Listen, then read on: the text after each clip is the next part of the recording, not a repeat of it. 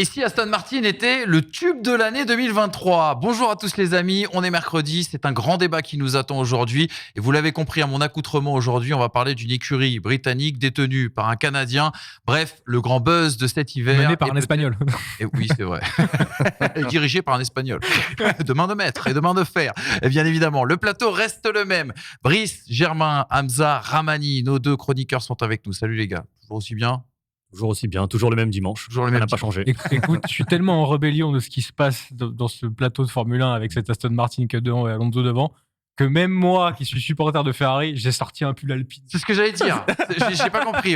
T'as mis un tir à Alpine dans l'émission de lundi avec un polo Alpine. Bah écoute, tout va bien. À la limite, c'est ma petite schizophrénie latente. C'est la passion. Alpine déchaîne les passions. Jean-Luc Roy qui est toujours avec nous aussi. Jean-Luc qui nous fait l'amitié de nous rejoindre. C'est rare de voir Jean-Luc Roy en France. Donc on en profite. C'est vrai que je suis de passage en général, mais non, là, pour le premier Grand Prix, d'abord, en plus, l'invitation m'a fait très plaisir. J'avais gardé un excellent souvenir, évidemment, de ma première venue ici avec vous. C'était à l'été dernier, hein, c'était juste avant le break, je m'en rappelle très bien, et on avait fait deux très belles émissions, donc c'était un régal. Jean-Luc, il faut que tu nous racontes une histoire. Le cuir des héros, sorti aux éditions Kokobé. Alors, c'est un bouquin qui... tu vas nous repitcher le bouquin pour ceux qui n'étaient pas là, bien sûr, lundi. Ça parle... MotoGP, ça parle bien sûr des forçats de la route, des vrais gladiateurs, là pour le coup, parce qu'on parle beaucoup de gladiateurs en Formule 1 sur Netflix, sur plein de supports, mais là, ça parle vraiment des vrais gladiateurs.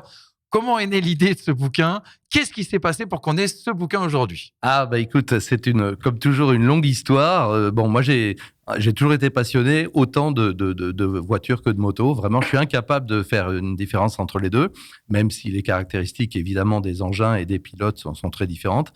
Et j'ai eu une admiration sans borne pour les pilotes motos. Pour moi, ce sont des héros, voilà. Au même titre que les alpinistes extrêmes, que les gens qui font de la course au large en solitaire. Enfin, je vais pas faire de ségrégation, mais il y a des gens comme ça qui pour moi sont au-dessus du lot en termes de courage mental, de force physique, de tout ce qu'on veut, et surtout pour se remettre quand il y a des mauvais coups et des trajectoires qui sont difficiles. Et à moto, c'est fréquent, parce que moi, je vais surtout pas me comparer à ces héros, mais j'ai fait de la course moto pendant 5 ans, et malheureusement, j'ai perdu pas mal de copains, et à l'époque, des gens très connus, des Michel Rougerie, des Patrick Ponce, des Jean-Bernard Perret, enfin, je vais pas faire la liste, Olivier Chevalier. Donc, c'est un milieu qui est très dur, et où les pilotes se concentrent sur leur trajectoire, et bien sûr, ça n'arrive qu'aux autres. C'est la seule façon d'avancer. Et donc, je suis très ami avec Randy Depugné. Voilà, l'idée, elle est née comme ça. Et Randy me racontait ses blessures. J'en connaissais pas mal pour l'avoir suivi depuis longtemps. Et puis je dis, je savais pas que tu avais eu tout ça, puis je savais pas que c'était aussi grave, surtout parce que les pilotes moto, en plus, ont beaucoup de pudeur, beaucoup de réserve, et remontent sur la machine tellement vite qu'on peut pas supposer qu'ils ont souffert à ce point. Et donc l'histoire de Randy, pour moi, était emblématique, et j'ai dit, mais ça va faire un bouquin. Il me dit, mais non, ça va intéresser personne. Je lui dis, déjà, ça m'intéresse à moi. Je pense que ça peut peut-être intéresser d'autres personnes. Donc je suis parti là-dessus. Je l'ai rédigé, je lui ai envoyé le texte, il m'a dit « Ah ouais, c'est intéressant », je l'ai fait lire. Et du coup, j'ai dit, pour étayer un peu, j'ai contacté mes vieux potes, Christian Saron, qui lui aussi le prouve, a terriblement souffert, Dominique, enfin, la liste est là, et je veux pas en oublier, surtout, c'est pour beaucoup des champions du monde, en tout cas des gens qui ont été au bout d'eux-mêmes. Donc, moi, c'est une leçon d'optimisme que je veux donner, c'est-à-dire que dans la vie de tous les jours, on a tous des coups durs physiques ou moraux, mentaux, mais faut toujours se relever. Voilà, faut toujours se dire, on va y arriver. C'est dans la tête que ça part. Et là, vous verrez, il y a des histoires absolument invraisemblables. Et pour compléter effectivement l'explication, j'ai appelé mon pote Olivier Dufour, qui est chirurgien, qui en a remis plein, notamment Randy. Il avait posé 14 vis dans la cheville, qui était fracassée, et il était remonté sur la moto. Quand on sait, parce que les jambes, ça compte à moto. Si vous regardez les cams embarqués, c'est super bien fait avec la caméra derrière. On voit qu'ils sont jamais posés sur la selle, en fait. Ils sont toujours en mouvement. Bon, je ne parle pas des poignets. On parlait du scaphoïde et du poignet de Lance Stroll tout à l'heure, mais à moto, c'est terrible parce que c'est en appui, c'est les clavicules. Enfin, tout le monde s'est fait plusieurs fois les clavicules. Bon, voilà. Donc, pour moi, ce sont des héros. Le cuir, parce que c'est ce qui les protège. Et là aussi, ça a formidablement progressé comme les machines au cours des années, parce qu'effectivement, à l'époque, ils avaient une feuille de papier à cigarette toute fine, pour ne pas parler des gants, où souvent, il suffit de regarder les mains de Christian Saron. Bon, voilà, je pourrais en parler longtemps, mais pour moi, c'est emblématique d'un état d'esprit. Et donc, le courage, cette vieille valeur, pour moi, qui a toujours énormément d'importance, non seulement en course et en compétition, et dans tous les domaines, mais dans la vie de tous les jours. Voilà. Et il faut que tu nous dises, Jean-Luc, parce que qui est Kokobé Édition ? Paraît-il que c'est qui regarde les pistonnés, en tout cas, ton éditeur. Alors, ce qui est génial, c'est que grâce à vous, et vraiment grâce à mon passage, votre invitation dans l'émission, eh bien, à la fin, je m'en souvenais même pas, mais j'ai dit, tiens, tu m'as dit quels sont tes projets. J'ai dit, j'ai un bouquin sur la moto, sur les grands prix moto, et qui est en attente d'un éditeur. Et puis, un de mes amis à regarder les pistonnets, parce qu'il y a beaucoup de gens qui ont regardé, puis il m'a dit, mais attends, je vais te mettre en rapport avec un type qui te connaît, et donc c'est Dominique Vincent, pour le situer, et Michel Croulbois, voilà, ça y est, j'ai parlé de tout le monde, et donc c'est une histoire d'amitié, là aussi, parce que ce bouquin... Vraiment, ça a beaucoup d'importance pour moi. Les autres aussi, bien sûr, c'est mon 7e. Hein. Mais j'y ai mis beaucoup, voilà. Et puis, je pense que les pilotes y ont mis beaucoup. Et je pense que c'est une belle leçon d'optimisme, j'y reviens, et qui peut servir à tout le monde, parce que ça veut dire qu'il faut jamais lâcher. Voilà. Eh bien, on vous le conseille, en tout cas, ce livre, Le cuir des héros. C'est sorti aux éditions Kokobé. Ça arrive petit à petit dans les grandes distributions, on va dire, littéraires. Oui, il y a sur les réseaux, on va le trouver à la FNAC, etc. Exactement. Le nouveau livre donc de Jean-Luc Roy. Moi, j'avais dévoré « Il faut sauver le soldat F1 ». Ouais. Je crois qu'il y a des... Là, c'est un bouquin plus d'histoire, on va dire. Hein. Oui. C'est un pamphlet, quelque part. Il faut sauver le soldat Bien F1. sûr. Et bon, c'est toujours... Ça fait un peu prétentieux. Alors, je l'évacue tout de suite, mais c'est sorti il y a 5 ans. Et il n'y avait pas que du faux là-dedans. Voilà, c'est tout ce que je vais dire.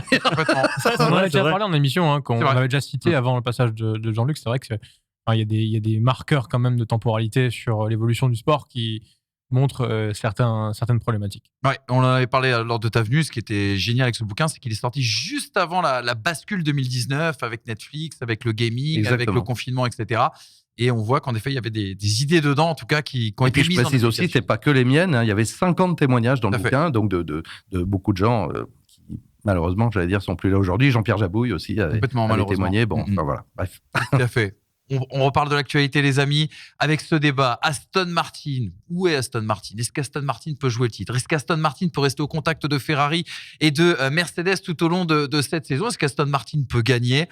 Bref, pourquoi Aston Martin en est là, pardon? On ouvre tout de suite le débat.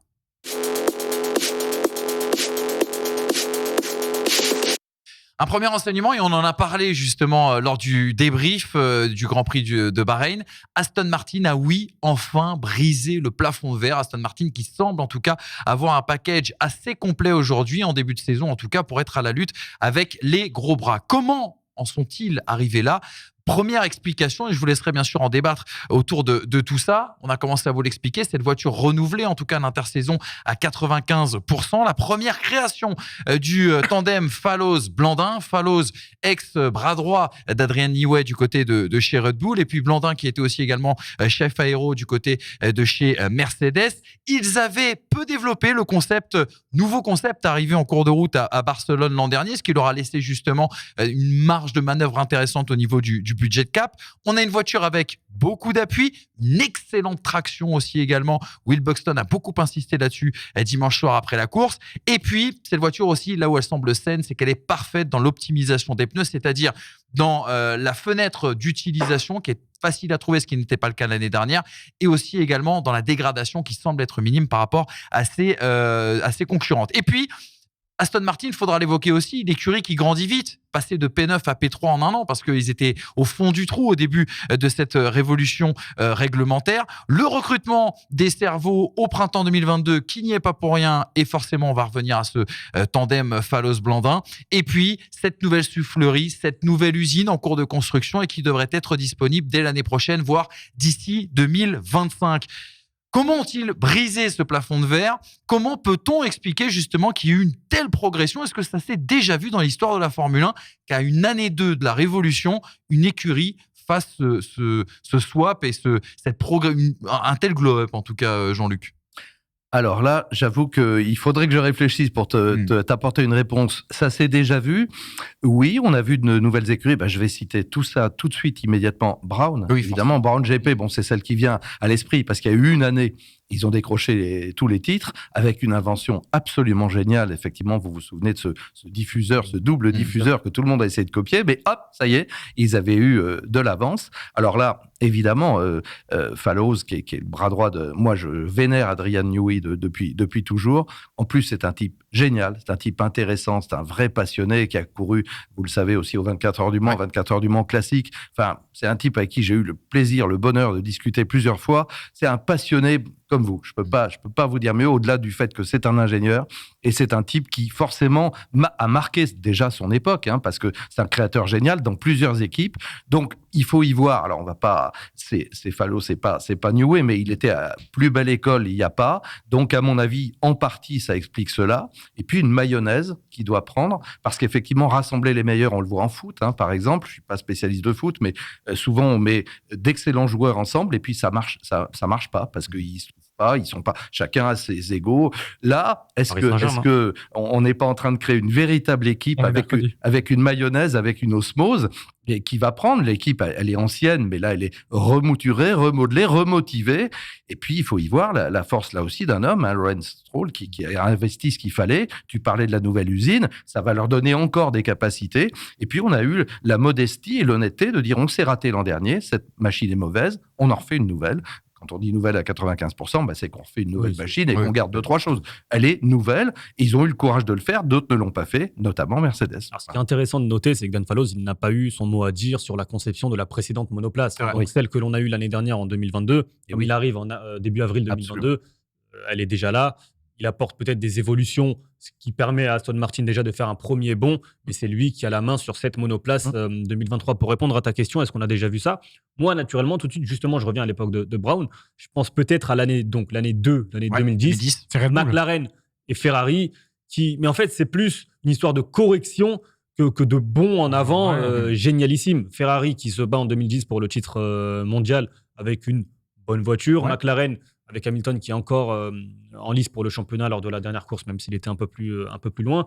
Mais c'est vrai que c'est quelque chose, à mes yeux, de totalement inédit dans cette configuration-là, d'avoir une équipe qui démarre, qui est l'une des pires. Il faut se rappeler du début de saison. Question de projet sportif en Arabie Saoudite, rappelle-toi. En Arabie Saoudite, l'année dernière, Stroll et Hülkenberg qui pilotaient, ce sont les pilotes qui terminent à la dernière place des pilotes qui terminent la course. Donc je crois qu'ils terminent 12 ou 13 ou 13 et 14. Mais c'est pas là qu'on titre Aston Martin, c'est quoi le projet ? Oui, c'est ça. On interrogeait le projet sportif. On se disait même à l'époque, il y avait l'omnipotence de Lawrence Stroll avec les déclarations d'Otmar Szafnauer. Un Vettel qui avait plus ou moins boudé ce Grand Prix. On ne savait pas trop s'il était vraisemblablement plus positif au Covid, mais il n'était pas là. On ne savait pas si c'était pour des raisons politiques ou parce qu'il y avait un essoufflement. Un an après, le bond en avant. Un an après, si tu prends Bahreïn, ils ont gagné en qualif 2 secondes 4 au tour. Tu prends les qualifs Bahreïn 2022 et Bahreïn 2023, c'est 2 secondes 4. C'est le double de l'écurie qui a le plus gagné en second.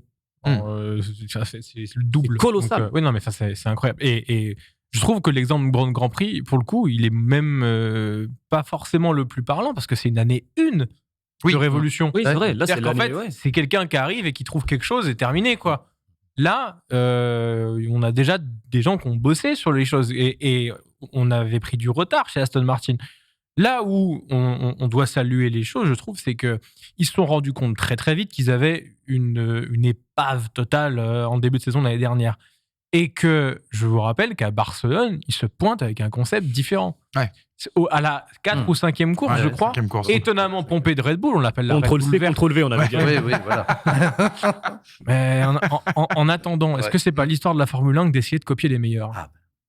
Mais est-ce que là, justement, il n'y a pas un truc un peu plus rassurant ? C'est que c'est, contrairement à Racing Point 2020, contrairement à ce que disait Barcelone 2022, là, il y a une perspective d'avenir. Ils ont construit cette équipe, cette voiture, donc ils la comprennent mieux et pourront la développer. Ma question va être plus globale. Est-ce que la révolution de la Formule 1 2022 ne favorise-t-elle pas ce genre de choses ? Parce que les voitures sont simplifiées en aérodynamique, qu'il y a beaucoup plus de choses qui sont standardisées sur ces monoplaces, et du coup, est-ce que la copie n'est pas plus simple comparée à avant ? Quand tu regardes les voitures de 2017, c'est-à-dire à partir du moment où elles sont redevenues plates, à 2021, c'est des monstres d'aérodynamisme quand même.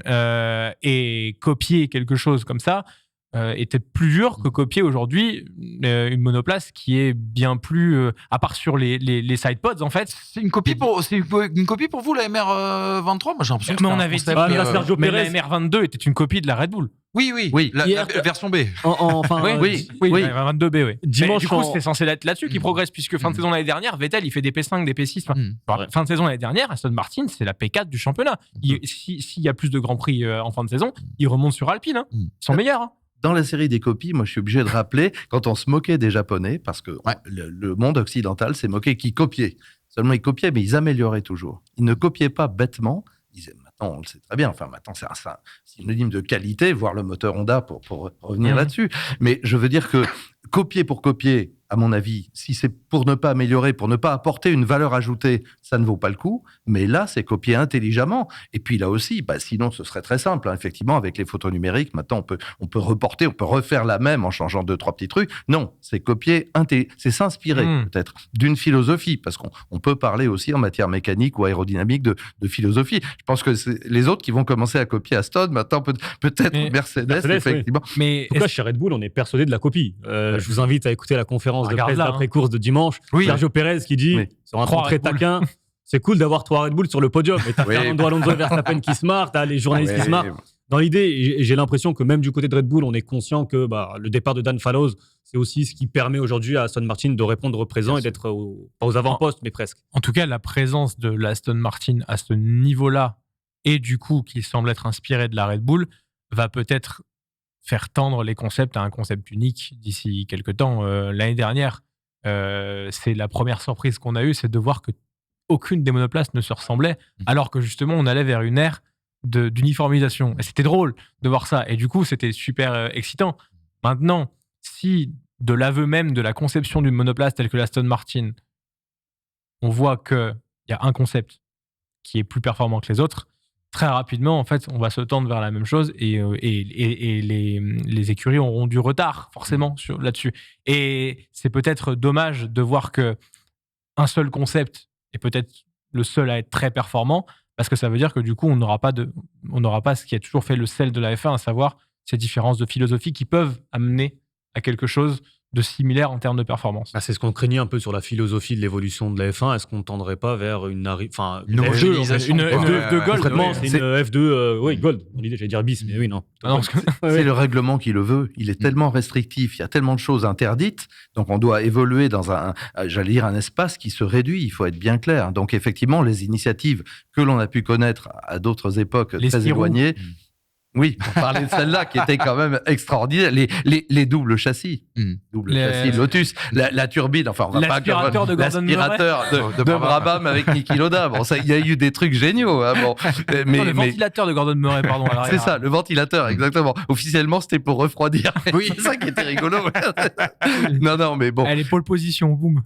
C'est normal qu'aujourd'hui, évidemment, on réglemente beaucoup plus, surtout que les moyens, la technologie, et d'une pour copier, nous l'avons dit, et puis également la CAO, je ne sais même pas si on appelle toujours ça comme ça, mais le fait de faire travailler des ordinateurs très puissants sur des concepts, ça permet... Alors, c'est intéressant ce que tu dis, Jean-Luc, le fait de faire travailler les ordinateurs. Moi, je trouve qu'Aston Martin remet au goût du jour aussi une chose, c'est le transfert de compétences ou le transfert des cerveaux, parce qu'on a parlé, on a dit on a fait beaucoup de name dropping, mais Fallows, Blandin, n'oublions jamais Martin Whitemarsh aussi également, qui était bien présent ce week-end du côté de Bahreïn. Moi, j'ai l'impression que là où Aston s'est donné les moyens de ses ambitions, c'est dans le recrutement humain. C'est pas par hasard. Tu disais Dan Fallows, Adrian Newey. Adrian Newey, c'est le seul qui avait, par exemple, anticipé le marsouinage la saison dernière. Est-ce qu'on va pas revenir à tout ça? C'est-à-dire, on a beaucoup d'écuries qui parlent beaucoup d'ambition. Alpine en parle énormément, mais j'ai l'impression qu'on est de retour un petit peu comme quand Newey est arrivé chez McLaren ou chez Red Bull, avec des penseurs qui apportent aujourd'hui une idée révolutionnaire qui donne un avantage décisif. C'est un peu la Formule 1. Tu peux avoir on en parle un peu moins, je trouve. Forcément. On a moins parlé du départ de James Allison, par exemple. On est forcément focalisé sur les pilotes parce que ce sont eux. Mais demain, tu peux mettre le meilleur pilote du monde chez Williams ou chez McLaren aujourd'hui, il n'en fera rien. Forcément, il y a la conception de la voiture, ça a une importance capitale dans le développement. Le plan de lapsus révélateur. Le plan d'Aston Martin, c'est de jouer le plan, exactement. Alplan, il faut trouver le bon. Il y a quelque chose à rechercher. Je pense. Je laisse mon ami Brice Germain qui est l'expert dans ce domaine. Ça mouline. Mais l'objectif initial, c'était de remporter des victoires en 2024. C'est vrai que tu te dis ça, quand tu vois où ils démarrent la saison en 2022, tu te dis mais où ils vont. Mais alors on était à Londres pour justement la présentation d'Alpine. On avait discuté avec des journalistes anglais qui déjà nous disaient attention à Aston Martin. Alors, il y a des premiers bruits, il y a des... Là, aujourd'hui, le concret, c'est la piste et ils répondent présent. Exactement. Vas-y. Je voulais juste compléter. Quand tu parles de recrutement des cerveaux, on a un peu oublié ça parce que, en fait, Mercedes a imposé sa dictature en 2010 en disant c'est simple, nous on vient si 2014 il y a ça. Et à partir de là, eux avaient les ingénieurs de ce moteur-là et concrètement, ils n'allaient pas du tout laisser partir ces ingénieurs-là. Donc en fait, on a un peu oublié ça. Maintenant que 2022 est une ère de révolution aérodynamique, la personne la plus importante à avoir, c'était ni Lewis Hamilton ni Max Verstappen, c'était Adrian Newey. On le sait, c'est le meilleur depuis 20 ans, point barre. Il n'y a pas de discussion là-dessus. À partir du moment où tu peux pas avoir Adrian Newey, tu fais de t'entourer des mecs les plus performants, ou en tout cas ceux qui ont été à son école. C'est ce qu'a fait Aston Martin. Et la différence, du coup, qu'on a entre un Racing Point 2020 qui copie une monoplace et un Aston Martin 2023 qui copie une monoplace, c'est qu'en 2020, ils n'ont pas les personnes pour la développer. Ils n'ont pas ce bagage-là. Ils restent encore sur le personnel de Force India, qui achète et qui se nourrit de beaucoup de pièces d'ailleurs, et qui n'a pas encore, sincèrement, ce potentiel de développement. Et paradoxalement, ils vont chercher la victoire en fin de saison. Oui, mais sur des circonstances de course. 2022, ils font une voiture pétée. Ils en font une deuxième arrivée à Barcelone, qu'ils, avec le recrutement en interne, réussissent à développer pour travailler cet hiver et pondre ce qui est pondu cette année. Donc, au final, le changement d'air qui est arrivé vers l'aérodynamique et vers surtout cette technologie pointue d'effet de sol que Adrian Newey connaît plus que tout, puisqu'on le rappelle, il a fait sa thèse là-dessus, plus les ingénieurs qui ont travaillé dans son giron, font qu'aujourd'hui, Aston Martin, non seulement a pondu une bonne monoplace, mais saura certainement la développer. Et en vue de 2024, avec le temps de soufflerie qu'ils auront comparé aux autres, parce que eux, ils ont fini derrière.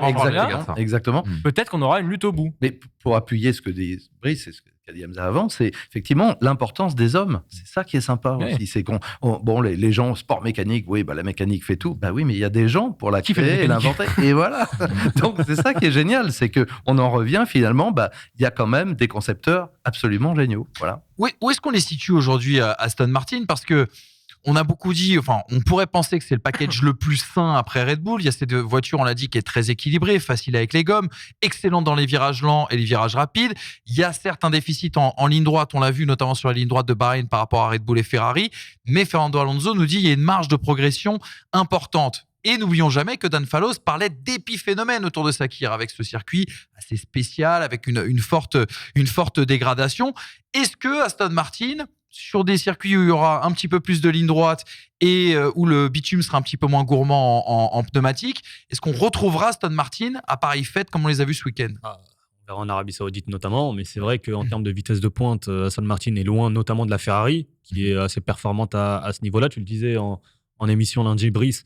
C'est vrai que Fernando Alonso, les dépassements, c'est aussi grâce au DRS pour d'abord, dans un premier temps, se rapprocher. Est-ce que sans le... Parce qu'il ne peut pas y aller, sinon. Il y va pas. Ça, donc, est-ce que sans le DRS, sur un circuit aussi particulier que celui de Jeddah, Aston Martin aura la possibilité de refaire un podium ou refaire une 4e place, parce qu'il faut quand même rappeler que Charles Leclerc, bien sûr, mécanique, il termine 3e. Mais et loin devant. Loin devant quand même aussi. Oui.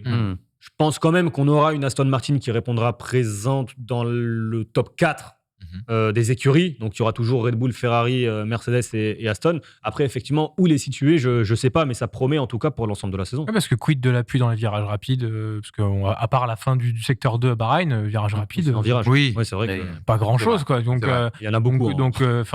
Avec l'appui généré par la voiture, on peut imaginer aujourd'hui qu'ils sont plus proche, on va dire, de Red Bull et un peu devant Ferrari. On verra mais en fait, je pense vraiment que ça va dépendre des circuits. Parce que ce qui va être intéressant, on est tous à peu près d'accord pour dire que pour le moment, Red Bull a un package qui est hors sol et que, a priori, ne devrait pas être trop menacé. Ou en tout cas, s'ils sont menacés, ça sera quelque chose de l'ordre de quelques dixièmes, mais ils ne seront pas à la rue, quoi. Maintenant, ce qui va être intéressant, c'est de voir les forces et faiblesses des 3 écuries qui suivent. Mercedes, Ferrari et Aston Martin. Et pour moi, cette lutte peut être intéressante selon les circuits, parce qu'on a justement une Ferrari qui est très rapide en ligne droite, mais qui a encore des problèmes dans les virages lents et de dégradation des pneumatiques. On a une Aston Martin qui a une superbe traction et qui, du coup, se relance vraiment très bien des virages lents, qui, dans les secteurs plutôt sinueux, justement, est très à l'aise et peut se rapprocher, voire tenter quelque chose sur certains virages.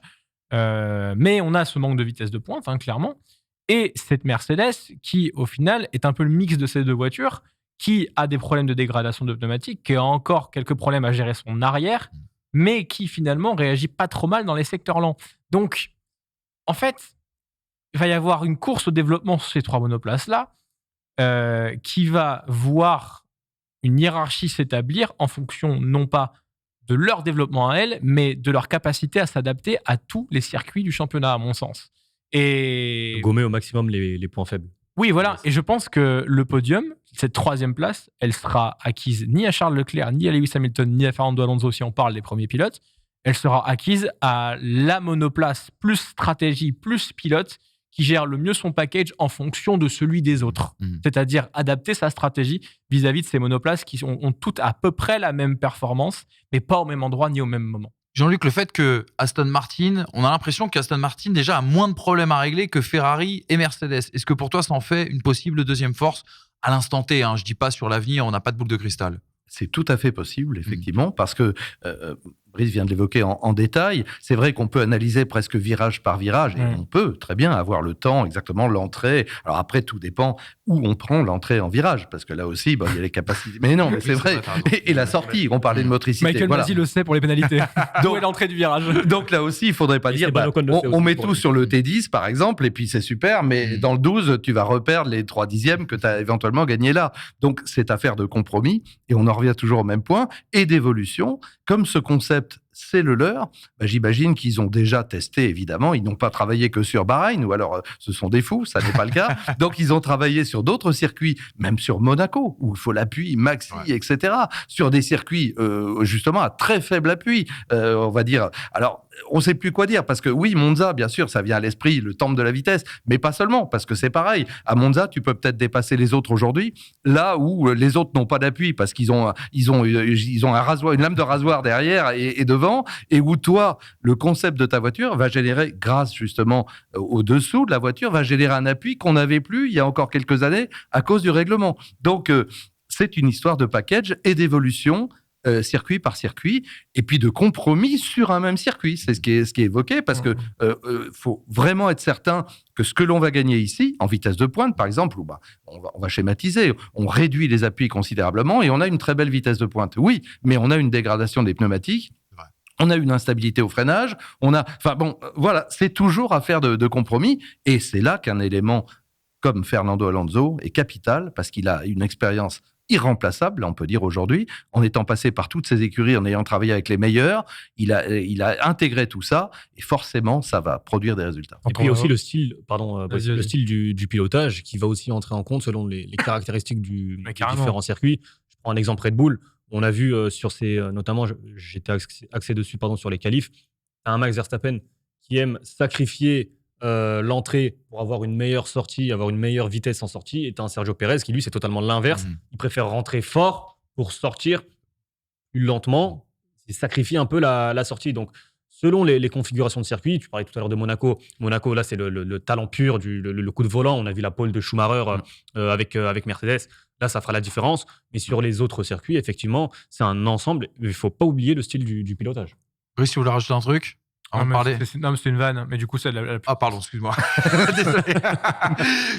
juste avant de passer à la dernière partie, bien sûr, de ce débat, qu'en pense la concurrence, justement, de la position actuellement de Aston Martin? Regardez les réponses, avec George Russell, notamment, qui nous dit Red Bull est au-dessus. Ils nous mettent 1 seconde par tour. Ensuite, il y a la Ferrari de Leclerc et Fernando et Lance qui sont très forts.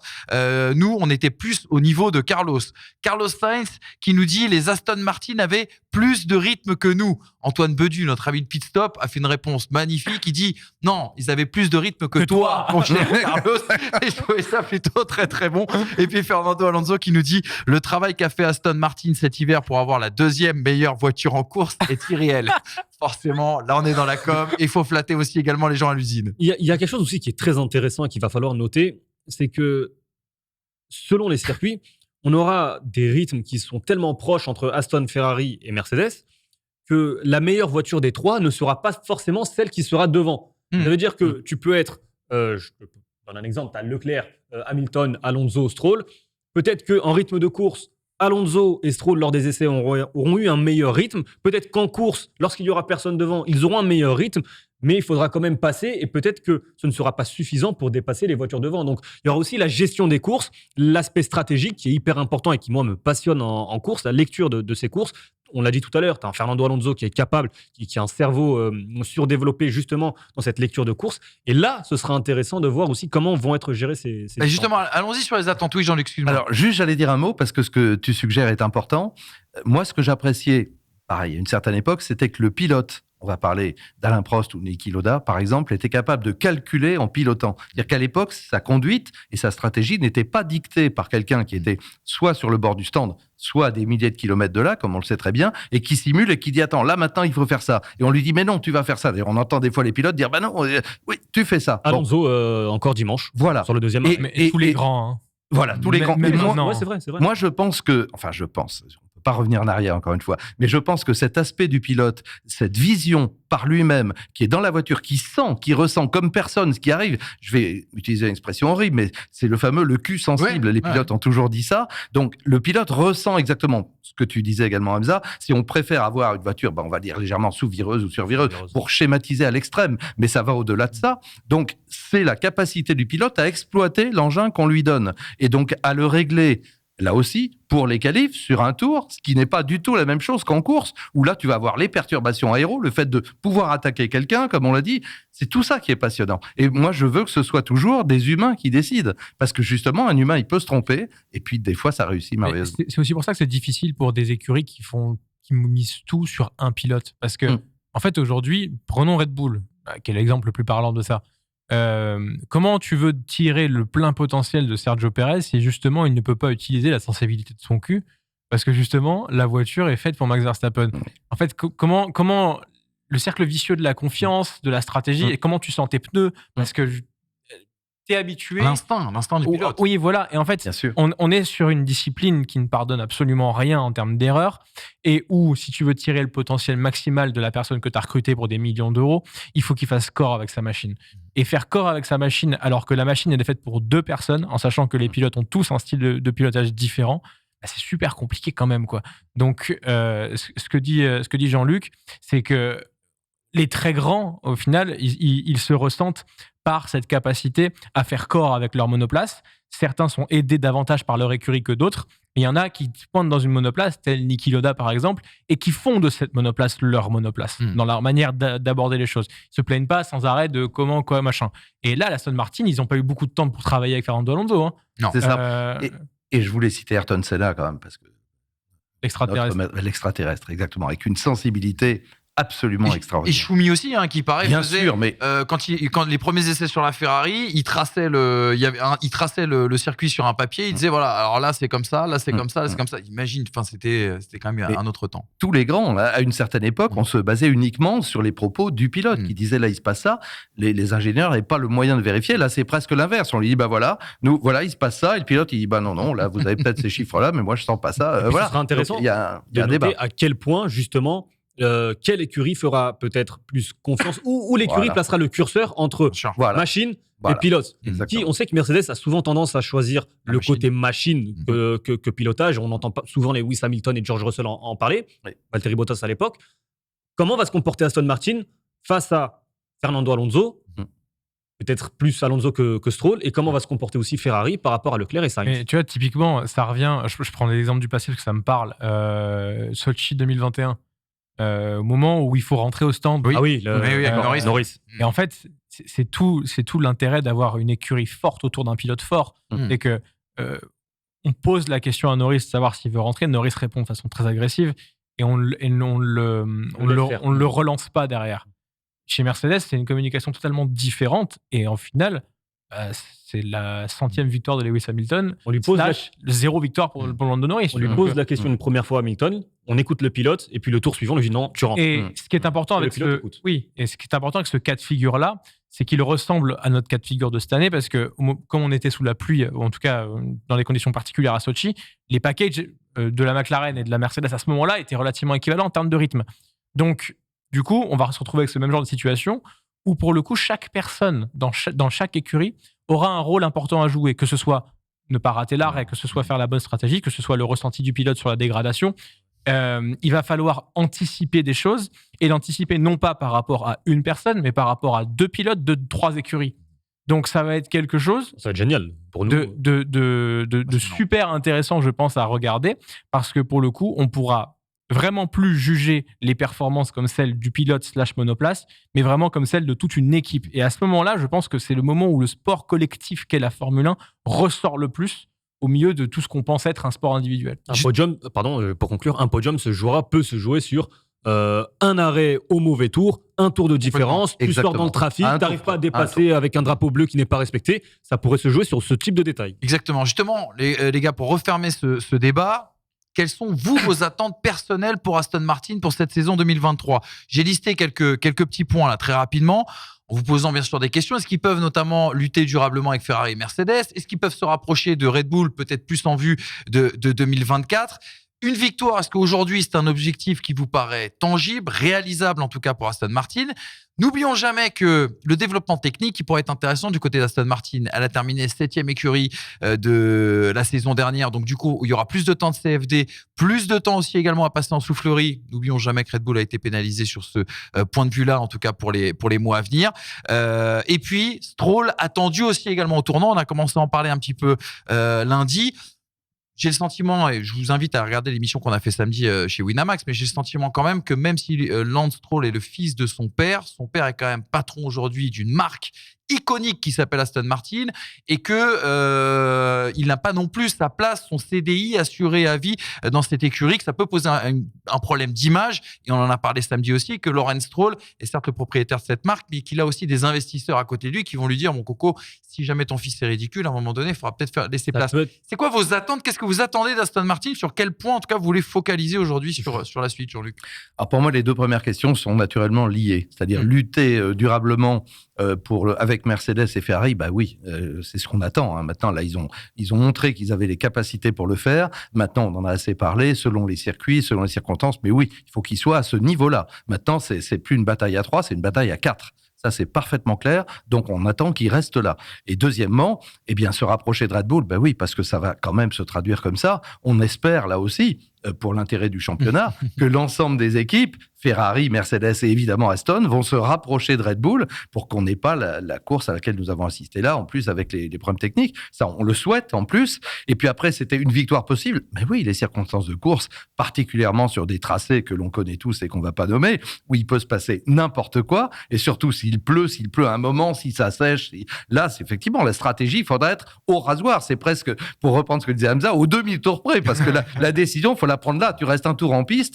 Par exemple, si ça commence à se mouiller à un endroit du circuit et pas à un autre, c'est au pilote de savoir, globalement. Et là, il faut vraiment l'arrêter dans le tour. Et c'est là où l'expérience d'un Hamilton et d'un Alonso peut faire la différence. Et je vais être très cruel avec Ferrari et à la fois gentil avec tout le monde.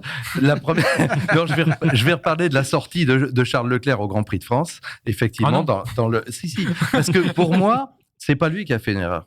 C'est qu'il était en train de discuter, j'en suis certain, il le dira jamais, avec l'équipe en disant: mais putain, arrêtez-moi là. L'autre, il m'a fait l'undercut, il s'est arrêté là. Et les autres devaient lui dire: non, t'attends, t'as encore 2-3 tours. Et il devait dire: mais c'est maintenant qu'il faut que je m'arrête. Et bon, il sort de 20 cm et il perd la course. Voilà, c'est vachement important parce que le résultat, il est là. Une osmose entre tout le monde. Et Fred Vasseur a dit peu de choses, mais il a dit ça: faut pas qu'il y ait trop de gens qui parlent, faut qu'il y en ait un qui parle. Et là, ils vont se mettre d'accord entre eux pour éviter ce genre d'erreur qui peut coûter la victoire. Voilà. Ils ont réduit les communications chez Ferrari.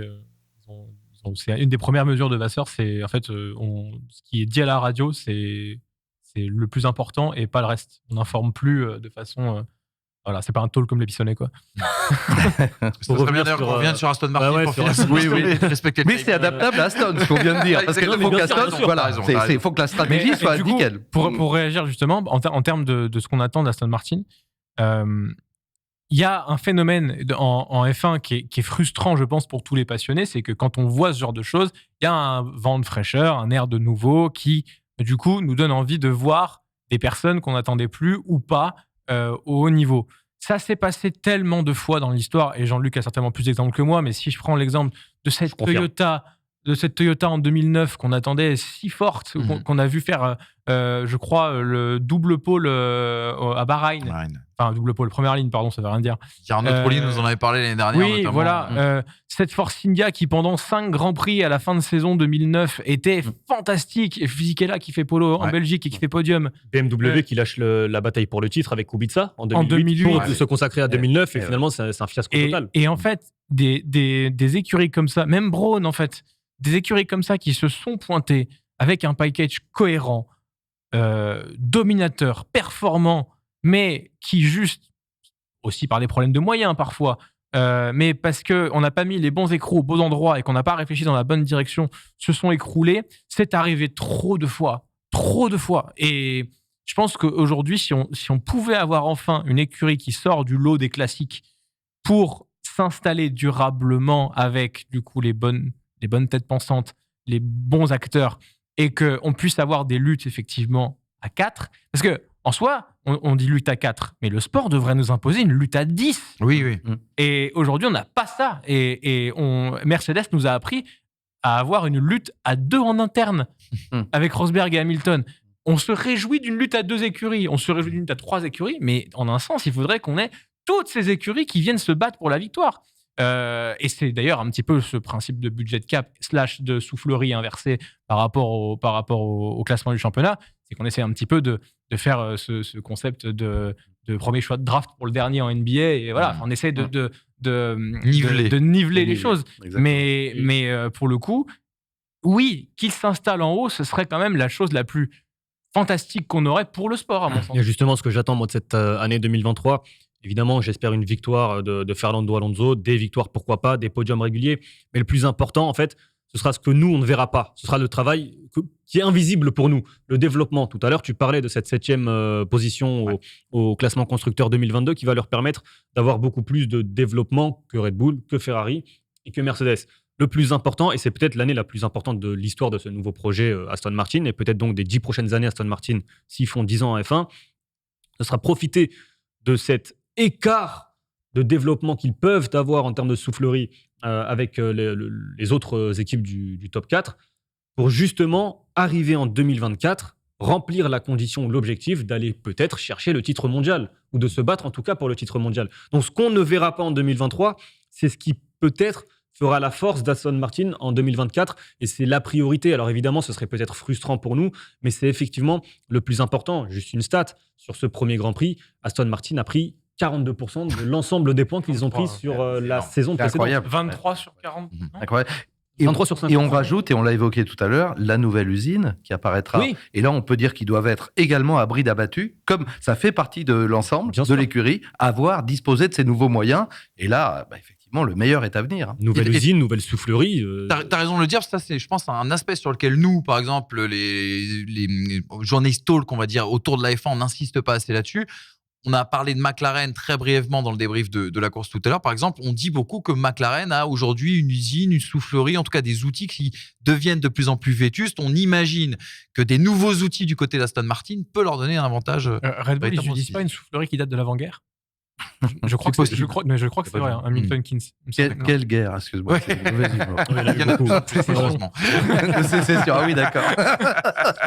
Voilà en tout cas pour ce débat. Aston Martin est-il devenu un gros bras? Si je vous écoute, on a l'impression que oui, mais il va falloir attendre encore un petit peu ce qui va se passer en 2023. Ce soit pas que de la gonflette, surtout. Ouais. Non, mais c'est ça. Il faut qu'il y ait de la matière dans le bras. Ouais. Un petit peu de prod, quoi. Ouais.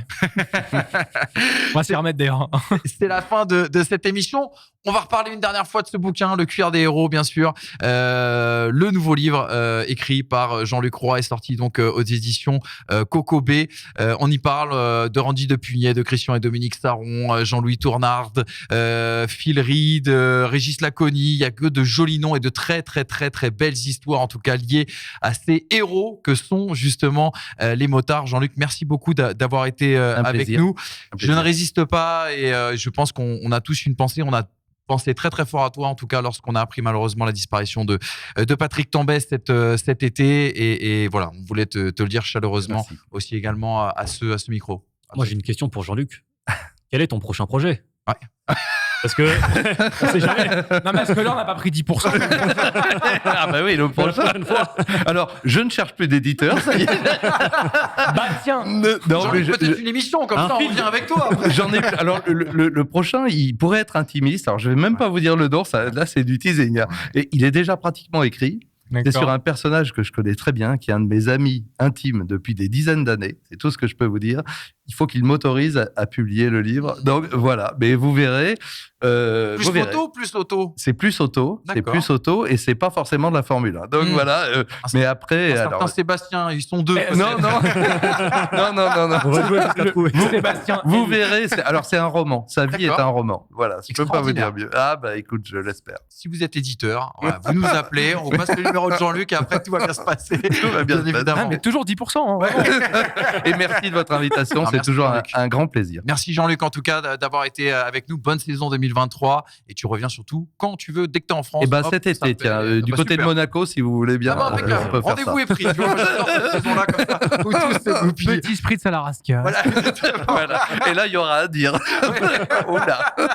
Et pas que sur le sport automobile, pardon. Les amis, merci beaucoup Hamza Briz d'avoir été avec nous. Les prochains rendez-vous, regardez, ils s'inscrivent sur votre écran.